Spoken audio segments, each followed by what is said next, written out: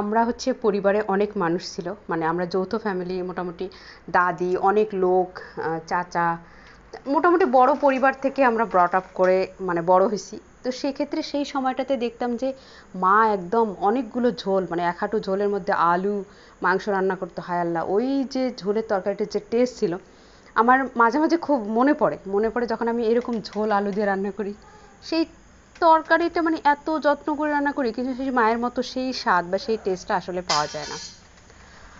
আজকে রাতের বেলা, গতকালকে আমি এই তরকারিটা রান্না করছিলাম, মনে হচ্ছিল যে, তবে হ্যাঁ, এখানে মাঝে অনেক পার্থক্য আছে। আমরা কোনোদিনও হচ্ছে যে, যেহেতু গ্রামে বড় হয়েছি, কোনোদিন মুরগি কিনে খাওয়া বা হচ্ছে এইটা কখনো আমি দেখিই নেই, বা এগুলো যে কিনে খেতে হয় এটা আসলে আমি মানে বুঝতাম না ছোট মানুষ, কারণ আমাদের বাসায় অনেক মুরগি ছিল।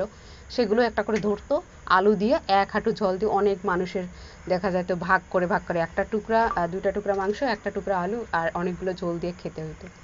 হায় কি মজা ছিল ওই তরকারি। তো আমি মায়ের মতো করে গতকাল রাত্রেবেলা রান্না করছি। এই তরকারিটা এভাবে রান্না করলে কালারটা সুন্দর আসে, মানে হচ্ছে রসুন আদা যে মশলাটা ওটা আগে ভুনা না করে শুধুমাত্র পেঁয়াজ বেরেস্তাটা করে সেখানে মাংসটা দিয়ে সেটা একটু ভেজে নিয়ে তারপরে আমি সেই মাংসের মধ্যে দিয়ে দিলাম আদা বাটা, রসুন বাটা, স্বাদ মতো লবণ, শুকনো মশলা, জিরা গুঁড়া, তারপর হচ্ছে ধনিয়া গুঁড়া, গরম মশলার গুঁড়া।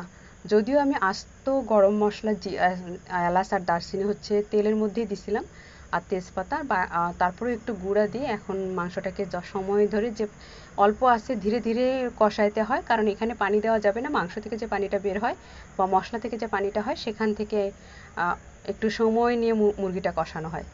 এইটাতে টেস্টটা অনেকটা মানে চলে আসে। এই কষানোর মধ্যেই হচ্ছে মশলা, মাংস সব কিছু একদম ভালো অ্যাডজাস্ট হয়ে যায়।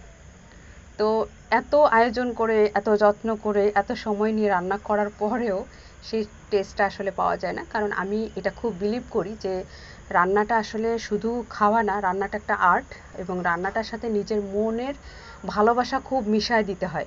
না হলে শুধু রান্নার জন্য রান্না করলে সেটা যেমন টেস্ট হয়, আর আপনি যদি খুব আন্তরিকতার সাথে ভালোবাসা নিয়ে রান্না করা যায় তাহলে সেটার টেস্ট অবশ্যই ভেরি করে। এই জন্যে বলা হয়ে থাকে যে, এই জন্যে মানে দেখা যায় যে বাংলাদেশের বা পৃথিবীর সবার মানে সবার কাছে তার মায়ের রান্না মনে হয় টেস্ট বেশি, কারণ হচ্ছে যে মা তার সন্তানের জন্য খুব ভালোবেসে আদর করে রান্না করে। এই জন্য হয়তো বা। হোপফুলি সবাই ভালো থাকবেন। আল্লাহ হাফেজ, আসসালামু আলাইকুম।